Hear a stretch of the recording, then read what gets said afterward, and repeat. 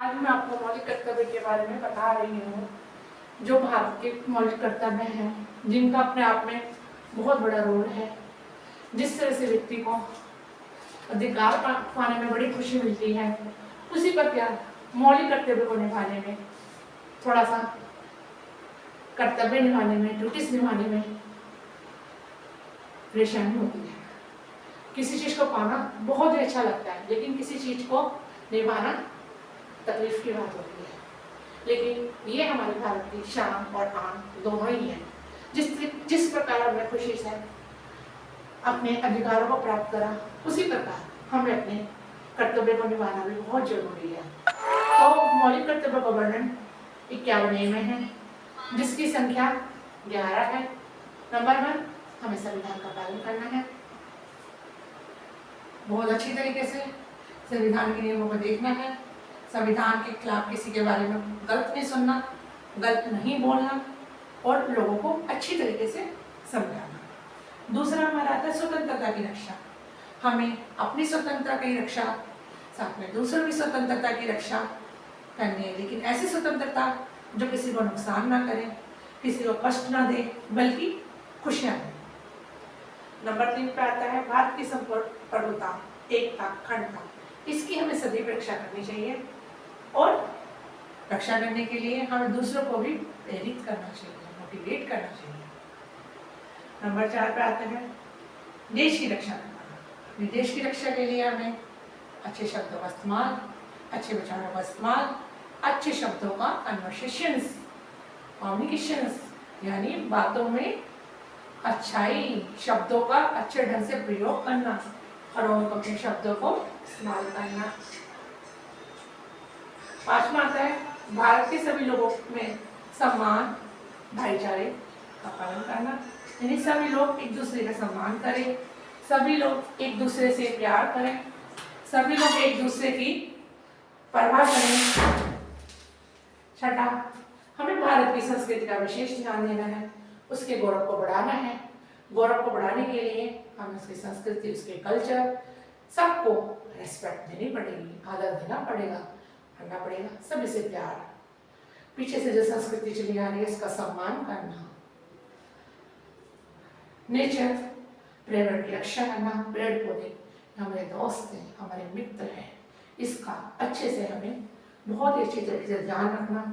ज़्यादा से ज़्यादा पौधों का ग्रो करना, घरों में, पार्क में, सार्वजनिक स्थानों पर इसकी रक्षा करना, इनकी वैराइटीज बढ़ाना, ऑक्सीजन प्लांट लगाना, उनके नीचे बैठना, अपने कार्य को करना और अपना मेंटल लेवल अच्छा करना, क्योंकि हमेशा हमें नेचर कुछ ना कुछ देता है, ऐसा गिफ्ट देता है, make a friend, make a mind, हमारे को बहुत आगे तक इंक्रीज कर देता है।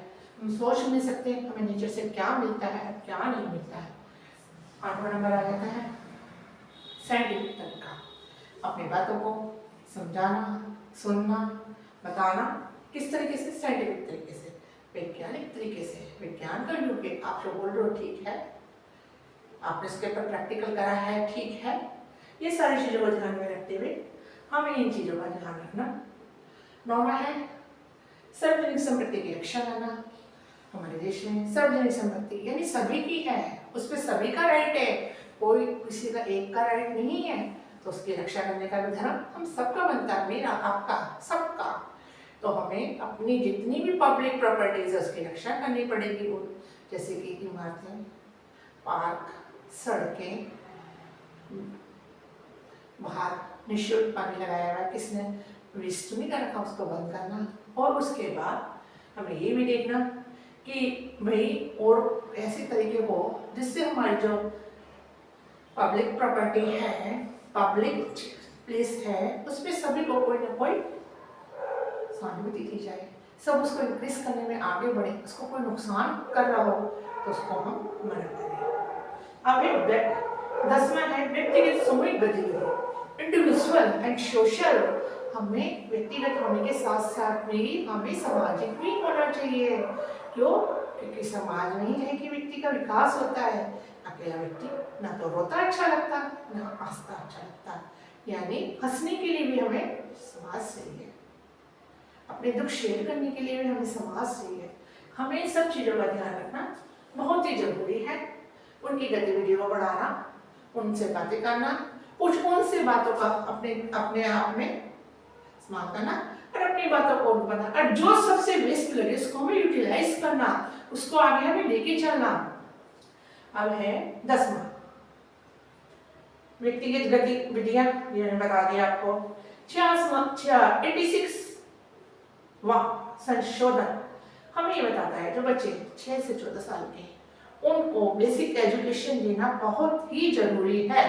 ऐसा नहीं हमारी एजुकेशन से किसी का नुकसान हो जाए, किसी को नुकसान ना हो, किसी का कोई गलत नुकसान ना हो। इन सब चीज़ों को देखते हुए हमें इन बच्चों को पढ़ाना है और आगे बढ़ाना है। इस प्रकार मैंने आपके आगे फंडामेंटल ड्यूटीज एंड कर्तव्य का वर्णन करा है।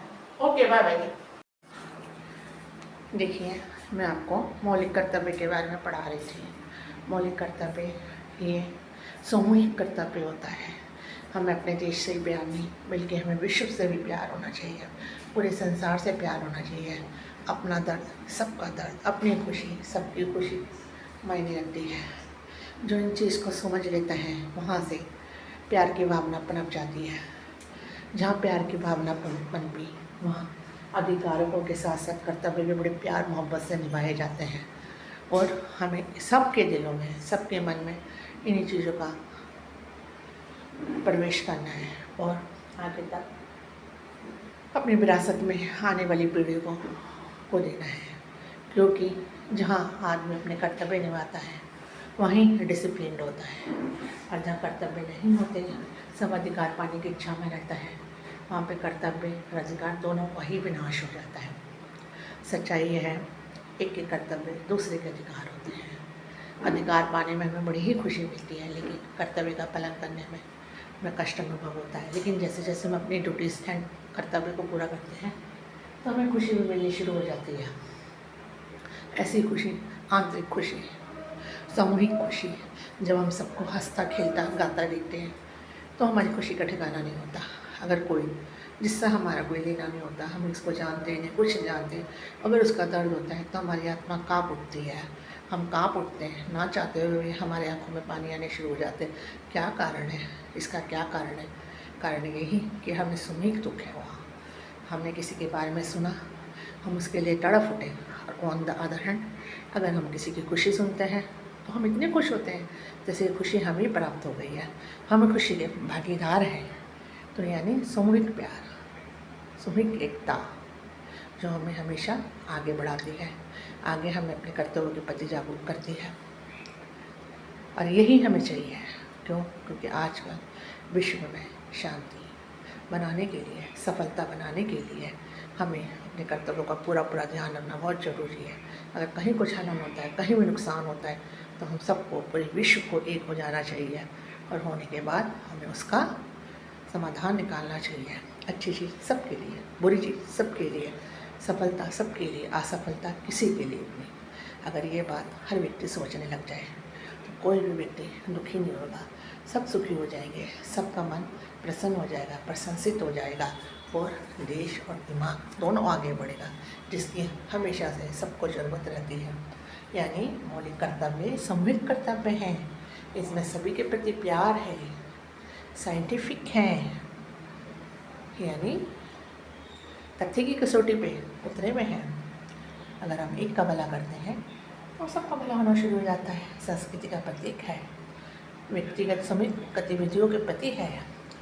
और हमें मौलिक कर्तव्य के अंदर बताया जाता है छोटे छोटे बच्चे हर जगह हम देखते हैं काम करने में नजर आते हैं, उनके प्रति हमारी सहानुभूति, हमारा ड्यूटीज़ है उनसे कार्य ना करवाएं बल्कि उनको शिक्षा के लिए प्रेरित करें।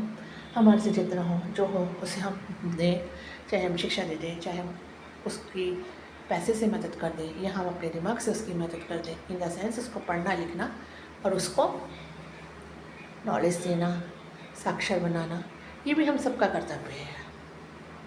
इन कर्तव्य का ध्यान रखते हुए देश का विश्व विकास करेगा, क्योंकि टेक्निकल युग है यार।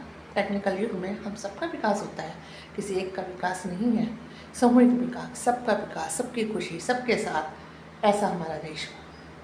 नहीं संपूर्ण विश्व। ओके दोस्तों, बाय बाय। संगीता शर्मा फिर मिलती है एक अच्छे से टॉपिक के साथ, अच्छे से दृश्य के साथ।